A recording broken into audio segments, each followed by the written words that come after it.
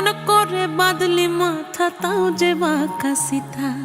মেদিনীপুরে রায়না চিরন বাঁকুড়ার ওই ফিতা, আর যতন করে বাঁধলি মাথা তাও যে বাঁকা সিথা।